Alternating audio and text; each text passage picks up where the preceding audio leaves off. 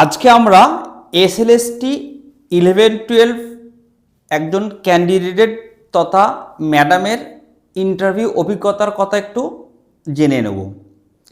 যিনি northern region অর্থাৎ মালদাতে ভূগোল বিষয়ের উপর ইন্টারভিউ দিয়ে এসেছেন। উনি কোন বিষয়ের উপর ডেমো দিয়েছেন বলবেন এবং সেই ডেমো থেকে কি কি কোশ্চেন ধরা হয়েছিল সেগুলো আলোচনা করবেন এবং ভূগোলের অন্যান্য ব্রাঞ্চ থেকে ম্যাডামকে কি কি কোশ্চেন ধরা হয়েছিল সেই কোশ্চেনগুলো উনি আলোচনা করেছেন এবং আপনাদের জন্য একটা ম্যাডাম সাজেশন দিয়েছেন আপনারা কীভাবে 9-10 ইন্টারভিউর জন্য প্রিপারেশন নেবেন এবং কোন কোন বিষয়গুলো দেখে যাবেন, কিভাবে প্রস্তুতি নেবেন। চলুন তাহলে আর দেরি না করে ম্যাডামের ইন্টারভিউর অভিজ্ঞতার কথা আমরা শুনে নিই। Northern region, Malda, subject geography. নমস্কার, আমি রুমি রায়। ডিসেম্বরের 23 তারিখ আমার এসএলএসটি 11-12 ইন্টারভিউ এবং লেকচার ডেমনস্ট্রেশন ছিল। তো প্রথমেই যখন আমি ইন্টারভিউ রুমে প্রবেশ করি, তো ওনারা আমাকে নিজের সম্পর্কে বলতে বলে। তারপর আমার নিজের তৈরি করা 3টি ডেমো কি সেটা ওনারা জানতে চায় এবং ওই 3টের মধ্যে একটি ওনারাই ঠিক করে দেন, ওটাই আমি ডেমো দিই। ওনারা নদী থেকে একটা ঠিক করে দিয়েছিলেন। তারপর ডেমো যখন দিচ্ছি তখন ডেমোর মধ্যেই কিছু কিছু প্রশ্ন কিন্তু ওনারা করছিলেন। যেমন বলছিলেন যে যমুনা নদীতে যে ফেনা ফেনা মতন তৈরি হচ্ছে ওটা কী কারণে। তারপর এই কোশ্চেনটি করেন যে যমুনা নদী কোথায় এসে গঙ্গার সাথে মিলিত হয়েছে। ডেমো মোটামুটি আমি 4-5 মিনিট মতন দিতে পেরেছি। তারপর ওনারা আমাকে বসতে বলেন।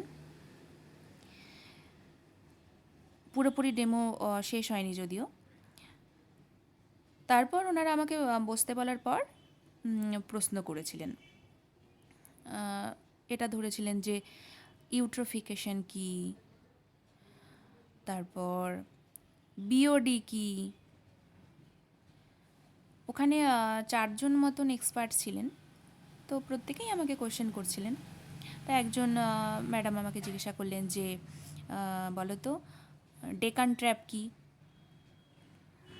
তারপর এটা ধরলেন যে এটি একটি কী শব্দ। তারপর বললেন যে বিদার অগ্নুদ্গম কি। তারপর দাক্ষিণাত্যের মালভূমি কোন আগ্নেয় শিলা দ্বারা গঠিত। তারপরের কোশ্চেন ছিল যে গঙ্গার প্রবাহ পশ্চিমবঙ্গের ঠিক কোথায় এসে ভাগীরথী ও পদ্মা নামে 2টি শাখায় ভাগ হয়েছে। এরপরে প্র্যাকটিক্যাল পার্টে ওনারা চলে আসেন। একজন স্যার ছিলেন, উনি প্র্যাকটিক্যাল পার্ট থেকে কোশ্চেন করছিলেন যে বলুন তো কার্টোগ্রাম কি, প্রজেকশন সম্পর্কে কি জানেন, তারপর প্রবাহ চিত্র কি কাজে ব্যবহার করা হয়।